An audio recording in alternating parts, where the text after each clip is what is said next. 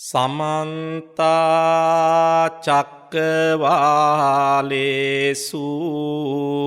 अत्रा गच्छन्तु देवता सद्धम्मं मुनिराजस्स सुनन्तु सग्ग मोक्खदं ධම්මස්සවන කාලෝ අයං බදන්තා ධම්මස්සවන කාලෝ අයං බදන්තා ධම්මස්සවන කාලෝ අයං බදන්තා නමෝ තස්ස භගවතු අරහතු සම්මා සම්බුද්දස්ස නමෝ තස්ස භගවතු අරහතු සම්මා සම්බුද්දස්ස නමෝ තස්ස භගවතු අරහතු සම්මා සම්බුද්දස්ස යස්ස සේලෝපමං චිත්තං තිතං නානූපකම්පති විරත්තං රජනීයේසු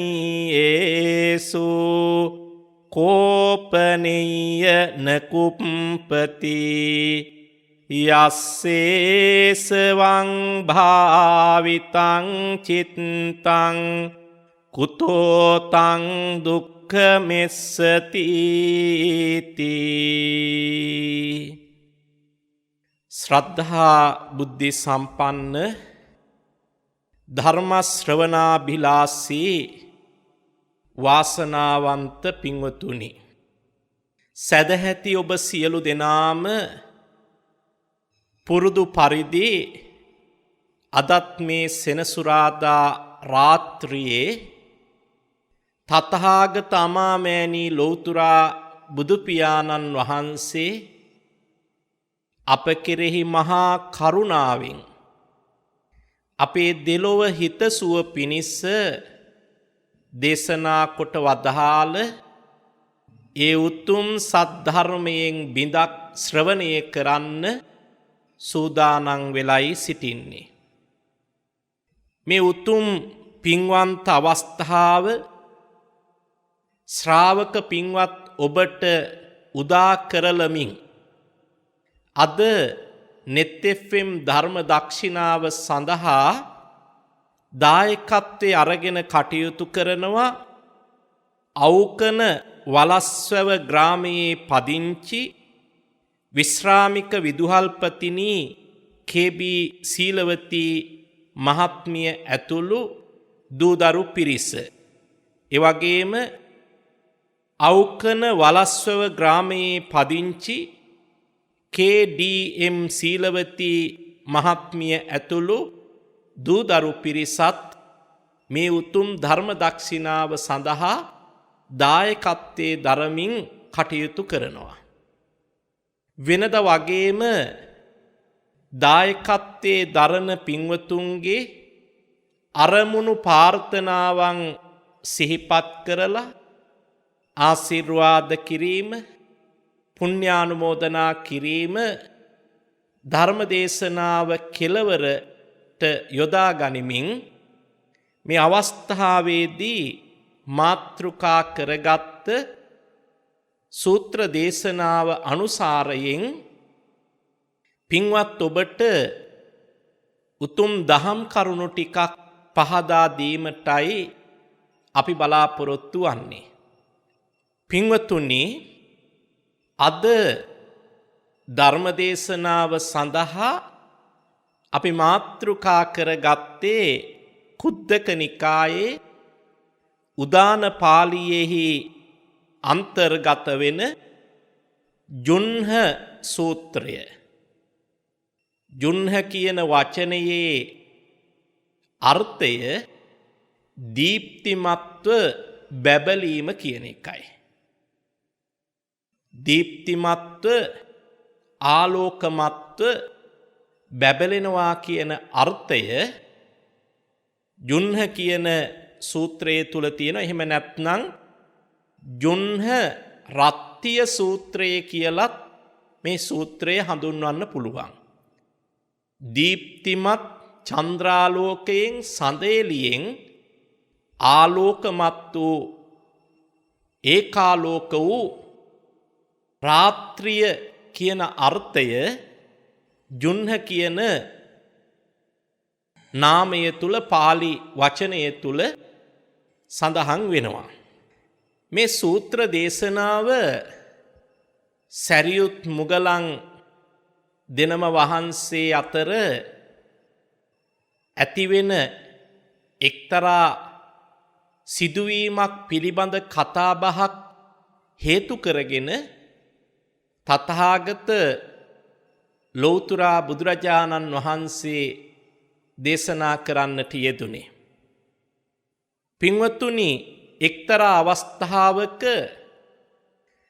ආයුෂ්මත් සාරිපුත්ත ස්වාමින්ද්‍රයන් වහන්සේත් ආයුෂ්මත් මහා මොග්ගල්ලාන ස්වාමින්ද්‍රයන් වහන්සේත් පරවි කඳුරෙහි වාසය කරනවා.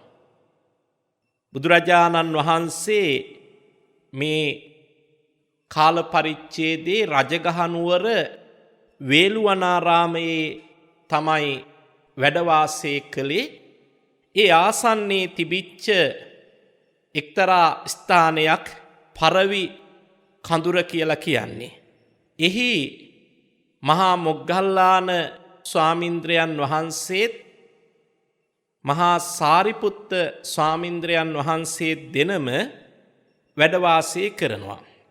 ඒ අවස්ථාවේ ආයුෂ්මත් සාරිපුත්ත මහා ස්වාමින්ද්‍රයන් වහන්සේ එදින මුඩුකල හිසින්, ඒ කිව්වේ ස්වාමින් වහන්සේලා අපි කියනවා නෙමේ කෙස් රැවුල් බානවා කියලා. එහෙම නැත්නම් හිස මුඩු කරනවා.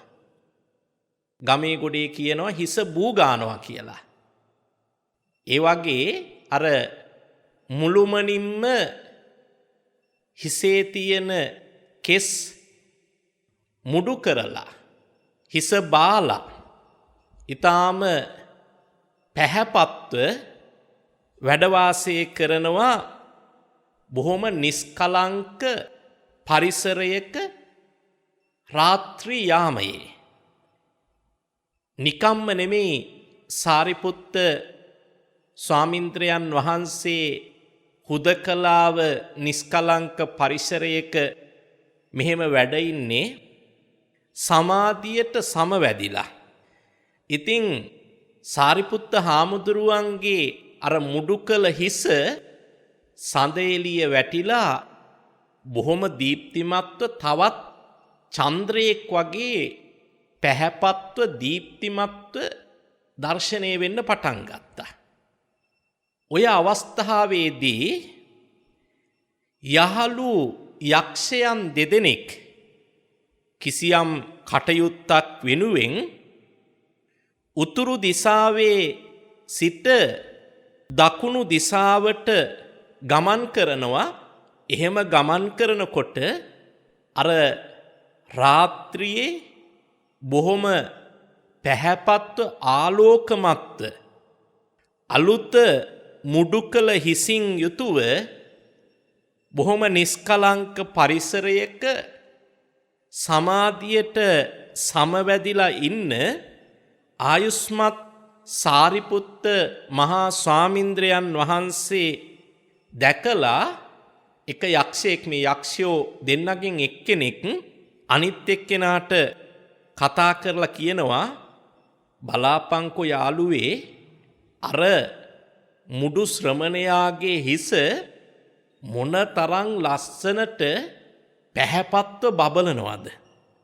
මට හිතෙනවා හිසට පහරක් දෙන්න. ඒ කියන්නේ අර ඔළුව දැක්කහම මට හිතෙනවා ටොක්කක් අනින්න කියලා එක යකෙක් අර යක්කු දෙන්නගෙන් එක යකෙක් අනිත් යකාට කියනවා. දැන් මෙහෙම වෙනවනේ. යක්ෂයෝ කියන්නේ විකෘති වෙච්ච මානසිකත්වයකින් යුක්ත අය. දැන් සමහර වෙලාවට යම් කිසි ස්ථානයකට ගිහාම පොදු ස්ථානයකට ගිහාම හරි පිළිවෙලට ලස්සනට සුදු පිරියම් කරලා තීන් තාලේප කරලා බොහොම ලස්සනට තියෙන තැනක කෙනෙකුට හිතෙන්න පුළුවන් තමන්ගේ නම සටහන් කරලා ගියා නම් හොඳයි. එක්කෝ අර නූතනයේ ගොඩක් අය කියන්නේ මේ හાર્ට් එක හදවත සලකුණු කරලා ඊතලයක් හදවත පසාරු කරගෙන යන ඊතලයක් ඇඳලා මම ඔබට ආදරෙයි I love you ඔය වගේ සටහන් කරනවානේ ගල් පර්වතවල එහෙම නැත්නම් ගස් කොළන් වල එහෙම නැත්නම් කොහේ හරි තැනක පොදු ප්‍රවාහනයේ ගමන් කරනකොට ආසනේ ඉඳගෙන ඉන්න ගමන් සීට් එකේ මොනවා හරි පෑනක් අරගෙන ලියනවා ඒ වගේ දේවල් කරනවා. ඇතැම් වෙලාවට පාසලට ගියාමත් ඉගෙන ගන්න අපේ පුංචි දූපුතුන් පවා ඇතැම් අය මේවට නැඹුරු වෙලා තියෙනවා. අර තමන්ට රජයෙන් ලැබෙන පෙළ පොත්වල එක එක බලිරූප ඇඳලා එක එක ආකාරයේ කුරුටු ගාලා එහෙම කටයුතු කරනවා. ඊළඟට තමන් ඉගෙන ගන්න ඩෙස් එකේ බංකුවේ පුටුවේ කව කට්ට අරගෙන එහෙම නැත්නම් අර මකන දියර ටිපෙක්ස් කියන්නේ ඒ වගේ දේවල් අරගෙන ඩෙස් එකේ තමන්ගේ නම හෝ වෙන මොනවා හරි තමන්ගේ හිතේ තියෙන විකාර රූපයක් අඳිනවා. දැන් මේ පැහැදිලිව පිරිසිදුව තියෙනවා දැක්කහම සමහර අයට ඒක බලාගෙන ඉන්න බෑ. අත් දෙක නලියනවා. මොනවා හෝ කිලිටක් කරන්න ඕන ඒක කැලල් කරන්න ඕන කියන හැඟීමක් ඇති වෙනවා. එතනින් තමයි මේ මනස තෘප්තිමත් වෙන්නේ. මේ බණ අහන අපේ දුවෙක් පුතෙක් ඉන්නවනම් මේ බණ ටික අහන තරුණ දුවෙක් පුතෙක් ඉන්නවනම් ඔබ හිතන්න මේ කියන විකෘති මානසිකත්වයේ තියෙනවා නම් ඒකෙන් ඔබ පුළුවන් තරම් ඉක්මනින් වැළකෙන්න. එහෙම හැඟීම් ඇති වෙන්නේ යහපත් මානසිකත්වයක් තියෙන අයට නෙමෙයි විකෘති මානසිකත්වයක් තියෙන අයට. දැන් අනේ අර ස්වාමීන්ද්‍රයන් වහන්සේ කවුද? සාරිපුත්ත මහරහතන් වහන්සේ. උන්වහන්සේ හුදකලාව කාත් කවුරුවත් නැති නිස්කලංක පරිසරයක බොහොම සංසුන්ව සමාධියකට සමවැදිලා ඉන්නවා එදිනම මුඩුකල හිසින් යුතුව. ඒ කියන්නේ ඇබිත්තක්වත් ඩිංගිත්තක්වත් කෙස් ගහක් පේන්නේ නැහැ තනිකරම සුදුම සුදු පාටට මේ හිස හඳ එළිය වැටිලා බබලනවා. දැන් මේක දැක්කහම කෙනෙකුට හිතේ ප්‍රසාදයක් ඇති වෙන්න එපයි. හිතේ සතුටක් ඇති වෙන්න එපයි මේ ලස්සන දර්ශනය දැක්කහම. හැබැයි අර උතුරු දිසාවේ ඉඳන් දකුණු දිසාවට ගමන් කරන යක්කු දෙන්නගෙන් එක යකෙකුට හිතුනේ ෂා හරිම ලස්සනයිනේ අර හිසට හඳ එළිය වැටිලා බලන්න එපෑය බබලන බැබලිල්ල. තමයි මට ටොක්කක් අනින්න තියෙනවා නම් කොච්චර සෝක්ද? යාළු යකාට කියනවා තමන්ගේ හැඟීම. ඒ වෙලාවේදී අනිත් යාළු යකා තමන්ගේ අර අවඩක් කරන්න හිතපු සාරිපුත්ත හාමුදුරුවන්ට ටොක්කක් අනින්න හිතපු යාළු යකාට කියනවා යාළුවේ ඒ වැඩේ නම් කරන්න එපා. ඒ ශ්‍රමණයාට හිරිහැර කරන්න හිතන්නවත් එපා. ඒ ශ්‍රමණයා එසේ මෙසේ කෙනෙක් නෙමෙයි. උදාර කෙනෙක්. මහා බල සම්පන්න 이르දිමත් කෙනෙක්. යා මහා ආනුභාව සම්පන්නයි. ඒ නිසා උඹ ඒ වැඩේ නම් කරන්න එපා ඒක නුසුදුසුයි. හැබැයි මේ යකා ඒක ඇහුවේ නැහැ. දෙවනුවක් කියනවා අනේ උඹ මොනවා කිව්වත් මට හිතෙන්නේම මේ වැඩේ කරන්නමයි. අර විදිහට පළවෙනි සැරේ වගේම යාළු යකා දෙවෙනි වතාවෙත් කියන අපෝ ඒ වැඩේ කරන්න එපා. මේ මහා බල සම්පන්න සීලවන්ත මහා 이르දි සම්පන්න ශ්‍රමණයෙක් ඔය ඉන්නේ. ඒ වගේ කෙනෙකුට හිරිහැර කරත් අපිටමයි කරදර වෙන්නේ. ඒ නිසා උඹ ඔය අදහස නම් අත්හැර ගනින් කියලා දෙවෙනි වතාවටත් කියනවා. ඒත් ඇහුවේ නැහැ. තුන්වෙනි වතාවටත් ඒ විදිහටම කියන වළක්වන්න බැරි වුණා. අර යකා මොකද කරේ? මේ සාරිපුත්ත ස්වාමින් වහන්සේගේ හිසට පහරක් දුන්නා. ඒ කියන්නේ ටොක්කක් ඇන්නා. ඒක මොනතරම් විශාල බරපතල පහරක්ද කියනවා නම් ඒ පහරින් සත්‍රියං උස අටරියං උස ඇතෙකු වුණත් බිමට ඇද වැටෙනවා. යකෙක් කනින ටොක්කක්නේ. සත්‍රියං උස අටරියන් උස ඇතෙක් වුණත් බිමට වැටෙනවා. ඒ පහර උහුල ගන්න බැරුව. ඒ තරම් විශාල පහරක් දුන්නේ. සමහර විට මහා පර්වතයකට ඒ පහර වැදුනා නම් ඒ පර්වතය දෙපළු වෙන්න පුළුවන්. දැන් හිතාගන්නකෝ පින්වතුනි මේ සාරිපුත්ත හාමුදුරුවන්ට මේ යකා දීපු ටොකු පහරේ තරම කොච්චරද කියලා. ඇතෙක් වුණත් බිම පෙරලෙන බිම වැටෙන මට්ටමේ බරපතල එකක්. පර්වතයකට ගල් පර්වතයකට ඇන්න නම් ඒක දෙබෑ වෙන එකක්. සුළුපටු නැහැ. හැබැයි සාරිපුත්ත ස්වාමීන්ද්‍රයන් වහන්සේට මේ ටොක්ක ඇන්නට පස්සේ යකාට සතුටු වෙන්න ලැබුණද? ඇයි? මහා බල සම්පන්න උදාාරතර සිල්වත් ගුණවත් මහා ශ්‍රාවකයෙකුට බුද්ධ පුත්‍රයන් වහන්සේ නමකට ආර්යයන් වහන්සේ නමකටයි මේ විදිහට හිරිහැර කරේ. යකාර ටොක්ක ඇනලා අනේ මාව දැවෙනවා මාව පිච්චෙනවා මට ඉවසන්න බැහැ කියා විලාප දිදී අවීචි මහා නරකයෙහිම ගිලුණා. ඒ අකුසල කර්මයේ විපාකය එවලේම ඒ යකාට අත්විඳින්න ලැබුණා. පින්වතුනි, බණහන ඔබ මුගලන් මහරහතන් වහන්සේ ගැන අහලා තියෙනවනේ.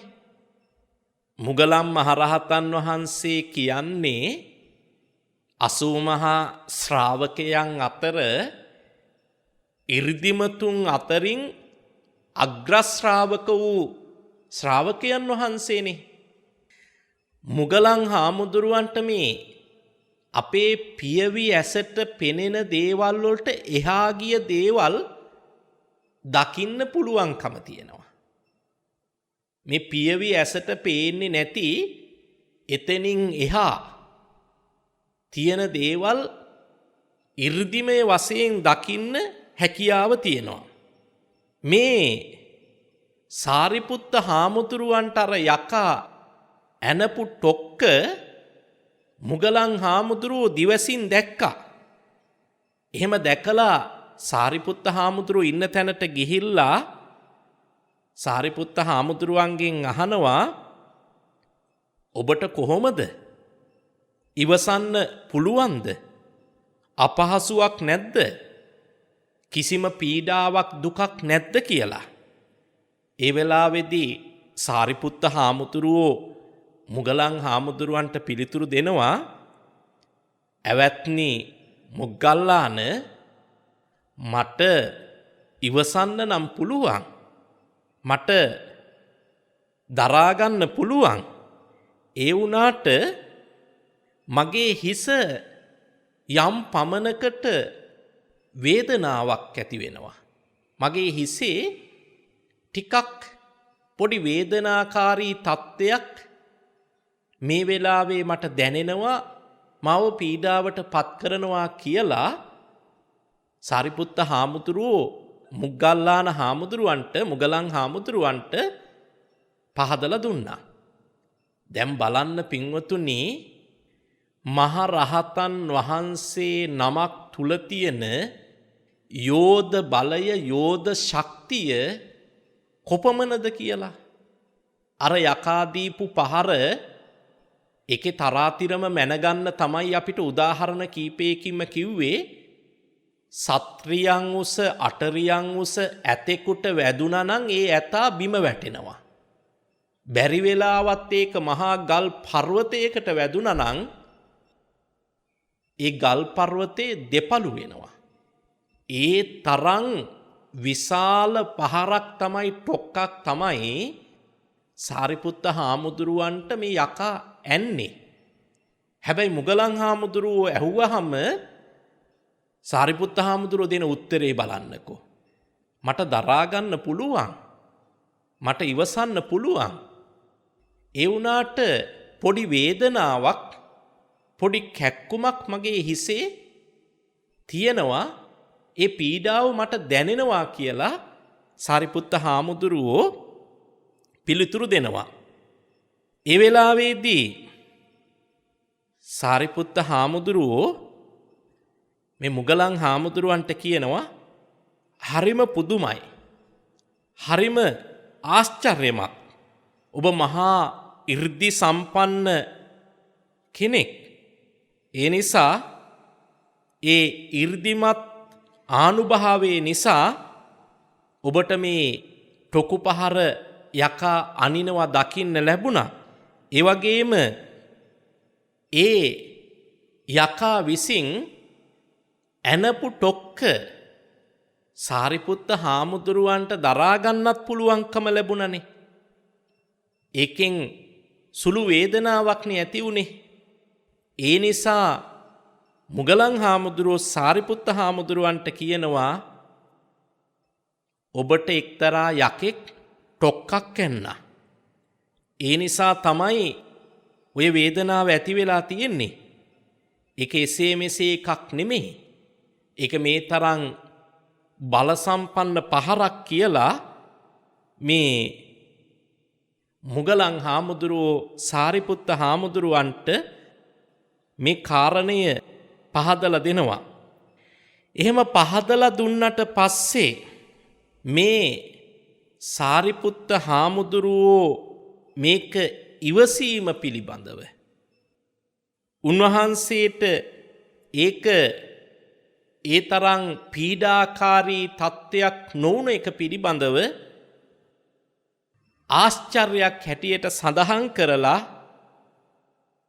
ඒක අරුම පුදුම සහගත මහා බල සම්පන්න දෙයක් හැටියට සඳහන් කරලා අපේ භාග්‍යවත් බුදුරජාණන් වහන්සේ ඒ සාරිපුත්ත හාමුදුරුවන්ගේ වගේම මුගලන් හාමුදුරුවන්ගේ මේ කතා බහ දිව්‍යඥාණයෙන් දැනගෙන, එහෙම නැත්නම් දිව්‍යක් ශ්‍රෝතයෙන් දැනගෙන බුදුහාමුදුරුවෝ ඒ කාරණය නිමිති කරගෙන තමයි අපි අද මාතෘකා කරගත්ත ගාථා ධර්මය දේශනා කරන්නේ. මොකද්ද මේ ගාථා ධර්මය? යස්ස සේලූපමං චිත්තං තිතං නානූප කම්පති විරත්තං රජනීයේසෝ කෝපනේය නකුප්පති යස්සේසවං භාවිතං චිත්තං කුතෝතං දුක්ඛ මෙස්සති. මොකද්ද මේ සඳහන් කරන්නේ? යමෙකුගේ සිත, යම් කෙනෙකුගේ හිත පර්වතයක් මෙන් ස්ථීරව නොසැලී පවතිනවද? විරත්තං රජනීයේසු. රත්ත කියන්නේ ඇලෙනවා කියන එකයි, විරත්ත කියන්නේ නොඇලෙනවා කියන එකයි. රජනීයේසු කියන්නේ කෙලෙස් වල. එහෙම නැත්නම් හිත අලවන හිත ආස කරන දේවල් වල යමෙකුගේ හිත නොයැලෙනවා නම් හිත ඇලෙන්නේ රූප ශබ්ද ගන්ධ රස ස්පර්ශ කියන පංචකාම සම්පත්වලනේ පින්වතුනි. හැම වෙලාවෙම හොයන්නේ විමසන්නේ විපිලිසර වෙලා ගවේෂණය කරන්නේ ඇස පිනවන කන පිනවන දිව පිනවන නැහැය පිනවන ස්පර්ශය ශරීරයේ පිනවන මේ දේවල් නොඅඩුව ලබාගෙන තෘප්තිමත් වෙන්නනේ. එතකොට මේවා කෙරෙහි ඇලිච්ච මනස නිරන්තරයෙන්ම ඒවා හොය හොයා යහුසුළු වෙනවා. ඒවා හොය හොයා යහුසුළු වෙනවා. සුසුකං වත කාමේසු උස්සුකේසු අනුස්සුකා උස්සුකේසු මනුස්සේසු විහරාම අනුස්සුකා කියලා බුදුරජාණන් වහන්සේ දේශනා කරානේ. මේ පංචකාම සම්පත් කෙරෙහි ඇලිලා ගැලිලා ඒවා වෙනුවෙන් වෙහෙසෙන මිනිසුන් අතර අනුස්සුකව ජීවත් වෙන නිසා මේ අනිත්‍ය දුක්ඛ අනාත්ම කියන ත්‍රිලක්ෂණයට අනුකූලව පංචකාම සම්පත්වල යථාර්ථයේ තේරුම් ගත්ත කෙනා ඒවට නොයලී මනස ඒ වගේ මුදවාගෙන පැහැදිලිව සංසුන්ව ජීවත් වෙනවා. ඒ කාරණේ තමයි මෙතන සඳහන් කරන්නේ විරත්තං රජනීයේසු. ඇලුම් කටයුතු දේවල් වල නොයැලෙන්නේද? කෝපනෙය්‍ය නකුප්පති. කෝපයට පත්විය යුතු දේවල් වල කෝපයට පත් නොවන්නේද? එහෙම නැත්නම් නොකිපෙන්නේද? යස්සේසවං භාවිතං චිත්තං. මේ වගේ භාවිතං කිව්වේ වැඩි දියුණු කරපු ප්‍රගුණ කරපු හිතක් සහිත කෙනෙකුට කුතෝ තං දුක්ඛ මෙස්සති. ඒ වගේ කෙනෙකුගේ හිතට දුකක් පැමිණෙන්නේ කොහොමද කියලා තථාගත බුදුරජාණන් වහන්සේ අර සිදුවීම නිමිති කරගෙන සැරියුත් හාමුදුරුවොත් මුගලන් හාමුදුරුවොත් දෙනම අතර ඇතිවෙච්ච කතාබහ නිමිති කරගෙන ඔය කියපු කාරණාවන් ටික දහම් කරුණු ටික පහදලා දුන්නා. පින්වතුනි තේරුම් ගන්න දැන් මුගලන් හාමුදුරුවෝ දිවසින් දැක්කා යකෙක් සැරියුත් හාමුදුරුවන්ගේ හිසට ටොක්කක් අනිනවා. හැබැයි ඒක සුළුපටු එකක් නෙමෙයි කියන එකට උදාහරණ මම කිව්වනේ. ඇතෙක් වුණත් බිම වැටෙන්න පුළුවන්, පර්වතයක් වුණත් දෙපළු වෙන්න පුළුවන් කියලා මං කිව්වනේ. ඒ තමයි මේ ටොක්කේ තියෙන ප්‍රමාණය ගැඹුරු බව කොච්චරද කියන එක මතු කරලා පෙන්වන්න උදාහරණ වශයෙන් පෙන්නපු දේවල්. සුළුපටු ටොක්කක් නෙමෙයි ඇනලා තියෙන්නේ. හැබැයි පුදුම දේ කියන්නේ සාරිපුත්ත හාමුදුරුවන්ට ඒ තරම් ලොකු හානියක් වුණේ නැහැ. උන්වහන්සේගෙන් විමසුවාම උන්වහන්සේ ඒ පිළිබඳව මතක් කළේ මට ඉවසන්න පුළුවන්, මට දරා ගන්න පුළුවන් යාන්තමින් වගේ පොඩි හිසේ කැක්කුමක් තියෙනවා. මුගලන් හාමුදුරුවන්ටත් අදහා ගන්න බෑ සාරිපුත්ත හාමුදුරුවන්ගේ පිළිතුර. මොකද එසේ මෙසේ ටොක්කක් නෙමෙයිනේ යන්නේ. නමුත් මුගලන් හාමුදුරුවෝ දන්නවා පැහැදිලිවම සාරිපුත්ත හාමුදුරුවෝ කියන්නේ මොනතරම් සීලවන්ත ගුණවන්ත උතුම් ආර්යයන් වහන්සේ කෙනෙක්ද කියන කාරණය. එබඳු කෙනෙකුට මේ වගේ දේවල් වලින් රිදවන්න, මේ වගේ දේවල් වලින් පීඩාවක් ඇති කරන්න කෙලෙස් බරිත කෙනෙකුට ලෙහෙසි පහසු නෑ. එනිසා තමයි සාරිපුත්ත හාමුදුරුවෝ අර කියපු පිළිතුර යාන්තමින් වගේ පොඩි හිසේ වේදනාවක් තියෙනවා කියලා කියපු පිළිතුර පිළිබඳව මුගලන් හාමුදුරුවෝ සතුට පළ කරන්නේ.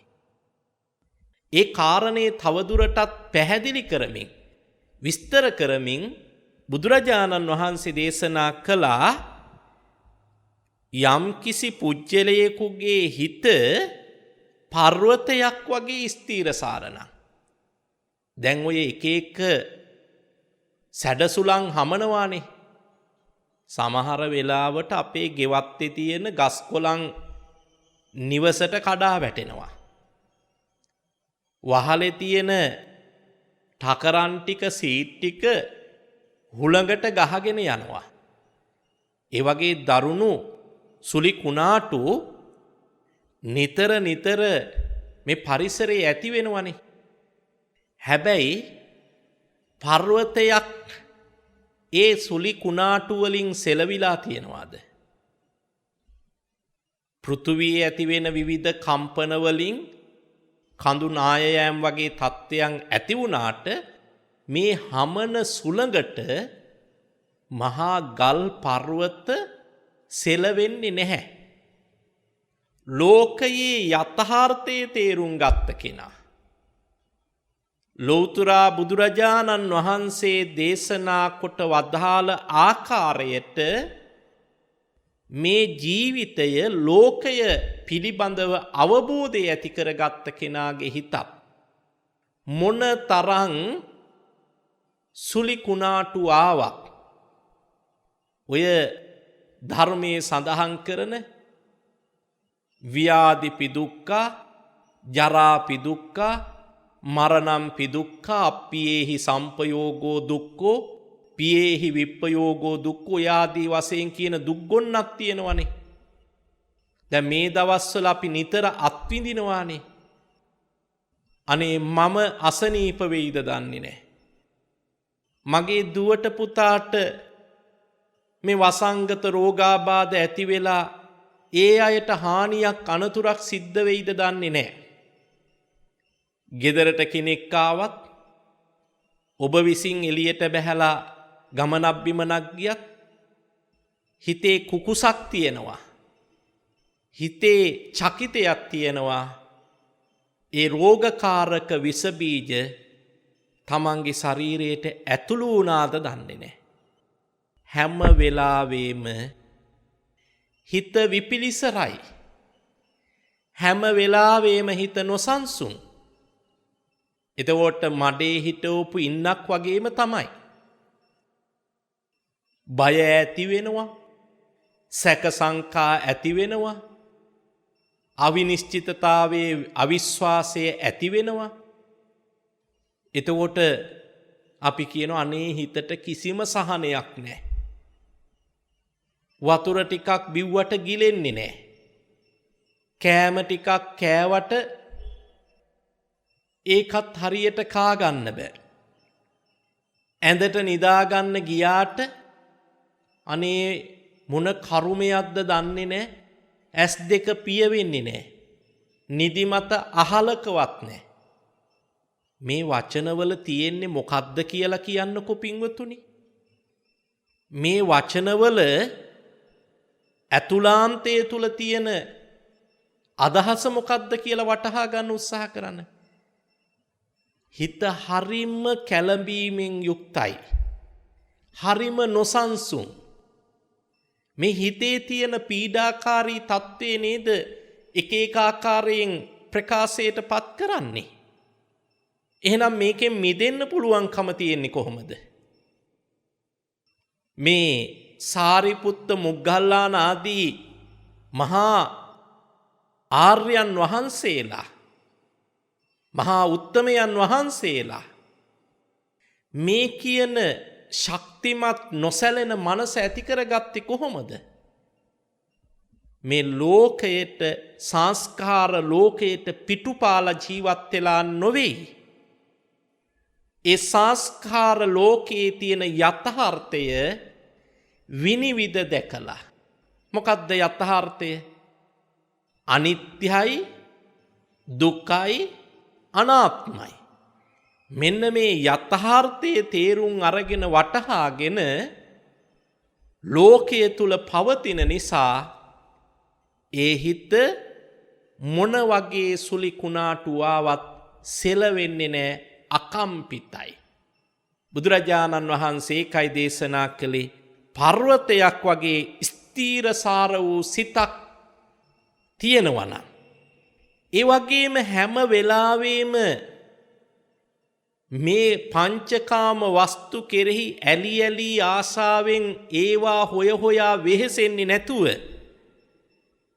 ඒ පංචකාම සම්පත්වල නොඇලී කෙලෙස් වඩාගන්නේ නැතුව කෙලෙස් වලින් මිදිලා ජීවත් වෙනවා නම් කෝපයට පත්විය යුතු කාරණාවන් තුල කෝපයට පත් නොවි පවතින්න පුළුවන් නම් ඒ ආකාරයට හදාගත්ත කෙනාගේ හිතට කොයිම විදිහකින්වත් දුකක් වේදනාවක් පැමිණෙන්නේ නැහැ කියලා බුදුරජාණන් වහන්සේ පහදලා දුන්නා.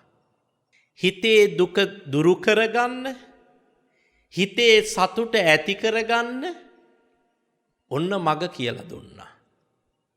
පින්වතුනි, පුරුදු පුහුණු කළ යුතු කාරණා තුනයි තියෙන්නේ. මොනවද ඒ කාරණා තුන?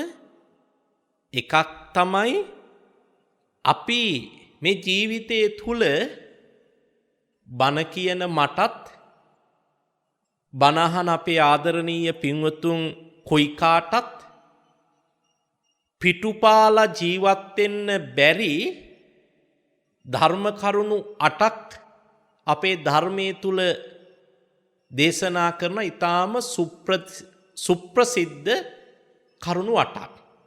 ඒකට කිව්වා අටලෝ දහම කියලා. ලාභ, අලාභ, යස, අයස, නින්දා, ප්‍රශංසා, සැප, දුක්. මේවට කිව්වා අටලෝ දහම කියලා. එතකොට මේ හමන සුලිකුණාටු වලින් සෙලවෙනවා වගේ ඇතැම් වෙලාවට ලාභ ලැබෙනකොට හිතනවා හරි කාටවත් මාව වටන්න බෑ, මං කාටවත් නැමෙන්නේ නෑ, මම හරිම ශක්තිමත්. අලාභ වෙනකොට හිතනවා අනේ මගේ බලාපොරොත්තු ඔක්කොම වතුරේ ගියා, මින් මත්තට නම් ඉතින් මට කර කියා ගන්න දෙයක් නෑ, සිය දිවි හානි කරගන්න තමයි තියෙන්නේ. දැන් බලන්නකෝ මේ කාරණා දෙක හමුවේ මනස සෙලවෙන ආකාරය පිළිබඳව. ලාභ ලැබෙනකොට, වාසි ලැබෙනකොට, සතුට දැනෙනකොට අනිත් ඒවා ඔක්කොම අමතක වෙලා යනවා. ඒක සදාකාලිකයි කියලා හිතනවා. තමන් හැමදාම ජයග්‍රාහීව ජීවත් වෙන්න පුළුවන් කියලා හිතනවා. නමුත් මේ සංස්කාර ලෝකේ ස්වභාවය තමයි විපරිණාමය. කිසිම දෙයක් එකම විදිහට පවතින්නේ නැහැ. කල්පනා කරලා බලන්න. දැන් පුජ්‍යලයා ගැන, සත්වයා ගැන අමුතුවෙන් කියන්න දෙයක් නැහනේ. ඔබත් මමත් ලේ කැටි බිලිඳෙක් හැටියට තමන්ගේ දෙයක් කර කියා ගන්න බැරුව උඩුකුරුව මේ ලෝකෙට බිහි වුණා. ටිකින් ටික මුණින් අතට හැරිලා, දන ගාලා, එක එක දේවල් අල්ලලා නැගිටිනවා වැටෙනවා. එහෙම අපි බොහෝම පරිශ්‍රමයකින් දනිපනි ගහලා නැගිට්ටා. දැන් ඉතින් අතපය මහත් වෙනවා, දුවන්න පනින්න පුළුවන්. හොඳ ජවයක් තියෙනවා. ටිකින් ටික උස්මහත් වෙනකොට ලෝකේ අනිත් දේවල් ඔක්කොම Tamanට යටපත් කරගෙන ජීවත් වෙන්න පුළුවන් කියලා එහෙම මහා මාන්නයක් ඔළුවට ඇති කරගෙන සමහර වෙලාවට ජීවිතය නොමගට යවා ගන්නවා. ඉතින් මේ ලේ කැටි බිරිදෙක් හැටියට පටන් ගත්ත පුජ්‍යල ජීවිතය මම මේ සමස්තයක් හැටියට කතා කරන්නේ. විවිධ ස්වරූපයන්ගෙන් විවිධ ස්වභාවයන්ගෙන් පවතින වෙනස් වීම කියන මූල ධර්මය නිසායි. ඊළඟට මේ පරිසරයේ තියෙන ගහකොළ පවා උස්මහත් වෙලා කොළ හැලිලා දලුලාලා දි รา පත් වෙලා ගෙඩි හැදිලා කුණු වෙලා බිමට වැටිලා මොනතරම් වෙනස් වීමක් වෙනවද?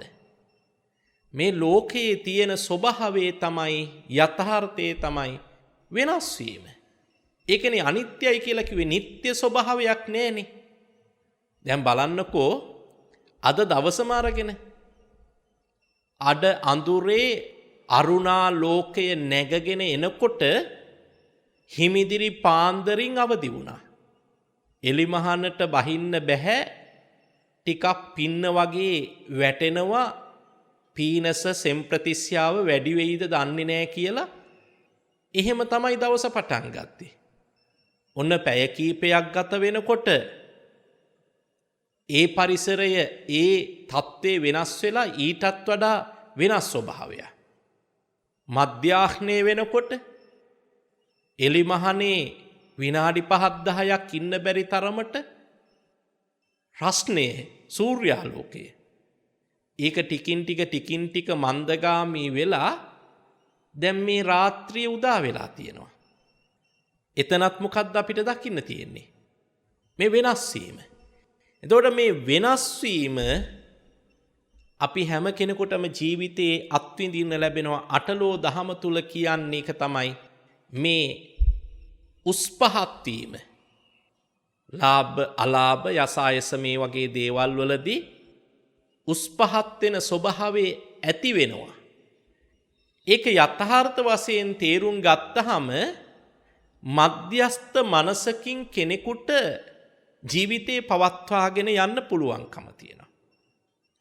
ඒ යථාර්ථයේ තේරුම් ගත්ත කෙනා තුල ඇතිවෙන සුවිශේෂී ගුණාංගයක් තමයි යා මේ අනිත් අය වගේ පංචකාම සම්පත්වලට ගිජු වෙලා ඒවා මැත්තේ දැඩිව වෙහෙසීමෙන් වෙහෙසකර තත්ත්වයටපත් වෙන්නේ නැහැ. එනිසා තමයි විරත්තං රජනීයේසු ආසා කළ යුතු ඇලුම් කටයුතු දේවල් වල නොයැලෙන සිතක් ඇති කරගන්න පුළුවන්කම තියෙනවා ඒ යථාර්ථයේ දකින්න කෙනාට. ඊළඟ කාරණේ ඊටාම වටිනවා. දැන් සාරිපුත්ත හාමුදුරුවන්ට යකා ටොක්ක්ක් නියන්නේ. ඔබට ඇන්නනම් මොකද වෙන්නේ? ඕකනම් මම ඉතුරු කරන්නේ නැහැ. අනේ අම්මපා මොන ක්‍රමයකින් හරි මම ඕකව විනාශ කරනවා. ඔකට මං හොඳ පාඩමක් උගන්වනවා. මම මෙහෙම කිව්වට අහිතක් හිතන්න එපා. මේ ඔබ සාමාන්‍යයෙන් පාවිච්චි කරන වචනනේ. ඔබට කවුරු හරි හිරිහැරයක් කරා නම් ඒ වගේ දෙගුණ තෙගුණ විදිහට ඒ හිරිහැර කරපු කෙනාට හානි කරන්න නේද ඔබ හිතන්නේ? මම ඕකට මං කවුද කියන එක වැඩි දවසක් යන්න ඉස්සෙල්ලා පෙන්නනවා. ගෙදර දොරේ දරුවන්ට අම්මා තාත්තා එහෙම කියනවා. බිරිඳට ස්වාමියා එහෙම කියනවා. ස්වාමියාට බිරිඳ එහෙම කියනවා. මොකක්ද මේ? කෝප වෙන්න ඕන තැන්වල කෝප නොවි ඉන්න අපිට පුළුවන් කමක් නැහැ. අපි හැම වෙලාවෙම කෝපයටපත් වෙවි කෝපය අවුලුවා ගනිමින් කෝපය තව තවත් වපුර ගනිමින් කෝපය දියුණු කරගන්න අවශ්‍ය කරන හේතු සාධක රැස් කර කෝපය වැඩි දියුණු කරගන්නවා. හැබැයි මේ යථාර්ථයේ තේරුම් ගත්ත කෙනා ඒ කෝප කටයුතු තැන්වලදී කෝපයට පත් වෙන්නේ නැහැ. මේ කියන මානසිකත්වය ඇති කරගත්තාම ඒ තැනත්තා කිසිම අවස්ථාවක වේදනාවකට කිසිම අවස්ථාවක දුකට පත් වෙන්නේ නැහැ. මොකද අර කියපු කරුණු තුනම හොඳින් වටහාගෙන හිත බොහොම ස්ථීරසාරව ශක්තිමත්ව වැඩි දියුණු කරගත්ත කෙනෙක්. එහෙව් මානසිකත්වයක් ගොඩනගාගත්ත උත්තමයන්ටයි රහතන් වහන්සේ හැටියට හඳුන්වන්නේ. ඉතින් බුදුරජාණන් වහන්සේ මේ සාරිපුත්ත ස්වාමීන්ද්‍රයන් වහන්සේ මහා මොග්ගල්ලාන ස්වාමීන්ද්‍රයන් වහන්සේ දෙදෙනා වහන්සේ අතර ඇතිවෙච්ච මේ සිදුවීම පෙරදරි කරගෙන රහත් හිතක තියෙන ඒ ආශ්චර්යමත් අපූර්වත්වය මනවින් පහදලා දුන්නා. එනිසා පින්වතුනි, කෙලෙස් කසට මනස තුල පළපදියම් වෙලා තියෙන තාක්කල් අපි මේ ජීවිතය අසහනෙන් පීඩාවට පත්වෙවි හුල්ලමින් සසර සැරිසරනවා. එහෙව් මනසක් සහිතව ජීවත් වෙන්න ලැබෙනවා කියන්නේ එක මහා වේදනා සහගත ස්වභාවයක්. එනිසා මේ කියපු ශක්තිමත් නිකලල් මනසක් ගොඩනගාගත්ත පුජ්‍යලයා මෙලොවත් තෘප්තිමත්ව සැහැල්ලුවෙන් ජීවත් වෙනවා. සසරත් සැහැල්ලුවෙන් සැරිසරලා කෙලවර චතුරාර්ය සත්‍ය අවබෝධ කරගෙන සදා සැනසීමට පත් වෙනවා කියලා තථාගත බුදුරජාණන් වහන්සේ දේශනා කළා. ඒ නිසා මගේ ආදරණීය පින්වත් ඔබ හැම දෙනාම ඒ උතුම් සද්ධර්මයේ ජීවිතයට එකතු කරගෙන සදාතනික සැනසෙල්ල සහිත මනසක් ගොඩනගා ගන්න පියවරෙන් පියවර උත්සාහවත් වෙන්න කියලා බොහොම ආදරයෙන් සිහිපත් කරමින් අද ධර්මානුශාසනාව අවසන් කරනවා. අද net fm ධර්ම දක්ෂිනාව සඳහා දායකත්වයේ දරමින් කටයුතු කරනවා අවුකන වලස්වැව ග්‍රාමයේ පදිංචි විශ්‍රාමික විදුහල්පතිනි කේ.බී. සීලවතී මහත්මිය ඇතුළු දූදරු පිරිස. ඒ වගේම අවුකන වලස්වැව ග්‍රාමයේ පදිංචි කේ.ඩී.එම්. සීලවතී මහත්මිය ඇතුළු දූදරු පිරිසත් ධර්ම දක්ෂිනාවට දායකත්වයේ දරුවා. ඒ පින්වතුන්ලා බලාපොරොත්තු වෙනවා වසර 28කට පෙර මියගිය කේ.බී. සීලවතී මහත්මියගේ ස්වාමි පුරුෂයා වන විශ්‍රාමලත් විදුහල්පති ටී.බී. විජේසුන්දර මහතාට පින් අනුමෝදන් කිරීමට මීට වසර 13කට පෙර මියගිය කේ.ඩී.එම්. සීලවතී මහත්මියගේ ස්වාමි පුරුෂයා වන සෝමදාස විමල ගුණරත්න මහත්මාට පුණ්‍යානුමෝදනා කිරීමට එවැගේම කේ.බී. සීලවතී මහත්මිය හා කේ.ඩී.එම්. සීලවතී මහත්මීන් දෙදෙනාට නිදුක් නිරෝගී චිරජීවනයේ ප්‍රාර්ථනා කිරීම, එතුමියලාගේ දෙමව්පියන්, දූදරුවන්, මුණුබුරු මිනිබිරියන්, සහෝදර සහෝදරියන්, ඥාති හිත මිත්‍රාදීන් ඇතුළු ලක්වැසි ලෝවැසි සියලු දෙනාට නිදුක් නිරෝගී සුව ප්‍රාර්ථනා කිරීම, අද දින ධර්ම දේශනාව සිදු කරන ලද ස්වාමින් වහන්සේට උතුම් නිර්වාණය අවබෝධ වීමට හේතු වාසනා වේවා කියන ප්‍රාර්ථනාවත් එකතු කරලා තියෙනවා. ඒ වගේම net fm නාලිකාවේ සියලු දෙනාට නිදුක් නිරෝගී බව ප්‍රාර්ථනා කිරීමට ධර්ම දේශනාව සඳහා දායකත්වය ලබා දෙමින් කටයුතු කරලා තියෙනවා. ඉතින් ඒ සදැහැතියන්ගේ දායකත්වයෙන් යුතුව ලොව පුරා විසිරී සිටින පින්වත් ශ්‍රාවක ඔබට උතුම් ධර්මානුශාසනාවක් ශ්‍රවණය කරන්නට ලැබුණා. අපි ධර්ම ශ්‍රවණමය පුණ්‍ය ශක්තියක් ඒකරාශී කරගත්තා. ඒ ඒකරාශී කරගත්ත ධර්ම ශ්‍රවණමේ කුසල ධර්මයේ ආනුභාවයෙන් තුනුරුවන්ගේ සරණින් දායකත්වයේ දරපු පින්වතුන්ට ඒ අයගේ පවුල්වල දූපුතුන් සහෝදර සහෝදරියන් දෙමව්පියන් ඥාතීන් ඇතුළු සෑම සියලු දෙනාටම net fm කාර්ය මණ්ඩලයේ පින්වතුන් හැම දෙනාටම නිවසේ සිට ධර්ම ශ්‍රවණය කරපු ඔබ සියලු දෙනාටම නිදුක් භවම වේවා නිරෝගී භවම වේවා සුවපත් භවම වේවා දීර්ඝායුෂම සැලසේවා. දායකත්වයේ දරපු පින්වතුන්ගේ නම් සඳහන් කළ මියගිය සියලු ඥාතීනුත් ධර්ම ශ්‍රවණය කරපු ඔබ නමින් මියගිය හැම දෙනාමත් මේ පින අනුමෝදන් වේවා. සසර ගමන සුවපත් කරගනීවා. දෙවියෝත් පින් අනුමෝදන් වේවා. දිවයිසුරු දියුණු කරගනීවා.